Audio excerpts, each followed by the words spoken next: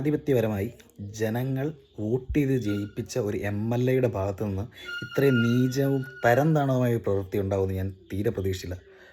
അത് കുട്ടികളാണ്, അത് ജാതിയോ മതമോ വർഗമോ എന്തുമായിക്കൊള്ളേ, കുട്ടികളാണ്.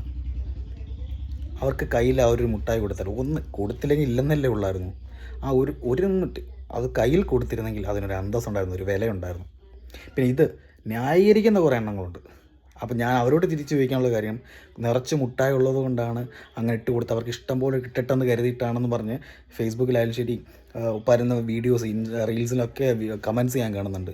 പക്ഷേ അങ്ങനെ ഞാൻ ചോദിച്ചോട്ടെ, നിൻ്റെയൊക്കെ വീട്ടിലെ കുട്ടികളുണ്ടല്ലോ, അവർക്ക് ഇഷ്ടം പോലെ മുട്ടയുണ്ടെന്ന് കരുതിയിട്ട് ഡെസ്കിൽ ഇങ്ങനെ വെതറിയിട്ട് കൊടുക്കുകയാണ് നീയൊക്കെ ചെയ്യാറുള്ളത്, അതോ നീ കൈ വെച്ച് കൊടുക്കുകയാണോ ചെയ്യാറുള്ളത്?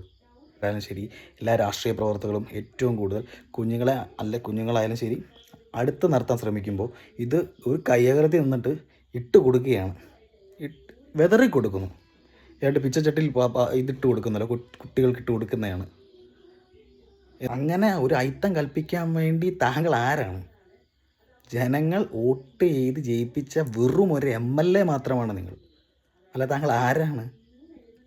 ജനങ്ങളുടെ കാര്യം നിയമസഭയിൽ പറയാൻ ജനങ്ങൾ വോട്ട് ചെയ്ത് ജയിപ്പിച്ച വെറും ഒരു MLA, അതായത് ജനങ്ങൾക്ക് പകരം അവിടെ പോയി സംസാരിക്കാൻ വേണ്ടി ഞങ്ങൾ നിയോഗിച്ച വേലക്കാരൻ മാത്രമാണ്, ജനങ്ങളുടെ ഒരു വേലക്കാരൻ മാത്രമാണ് MLA എന്ന് പറയുന്നത്. അല്ലാതെ ഞങ്ങളുടെ തലയ്ക്ക് മുകളിൽ കയറി നിൽക്കുന്ന ആളല്ല.